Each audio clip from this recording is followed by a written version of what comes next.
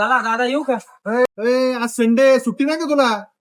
अरे आम्ही वॉचमॅन लोकांना कुठली आली सुट्टी? अरे रोहिदास भाईचा बर्थडे, आपल्याला हॉटेलला जायचंय आता जेवायला. अहो दादा, आठवड्यातून आम्हाला एकही सुट्टी नसते. तुम्हाला तरी आठवड्याला विकली ऑफ असतो. प्लस तुमची ड्युटी फक्त 8 तासाची असते. आम्हाला 12-12 तास ड्युटी करावी लागते. संध्याकाळी आता मी 7:30ला गेलो ना ड्युटीला, उद्या सकाळी 7:30लाच माझी सुट्टी होणार, ते पण दुसरं वॉचमॅन आलं होतं.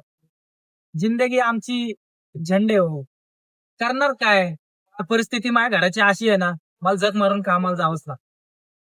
त्याशिवाय पर्याय ना. तुम्ही तरी फिरता, एन्जॉय करता, खायला प्यायला जाता.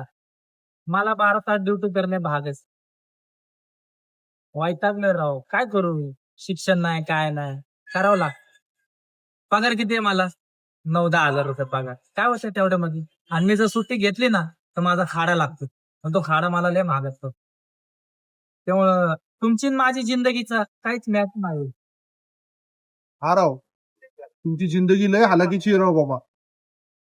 तुम्हाला आठवड्याला एक सुट्टी पण नाही. कसं काय राव? त्याच्यावर सरकारने काहीतरी केलं पाहिजे राव. वीकली ऑफ तुम्हाला पाहिजे खरंच.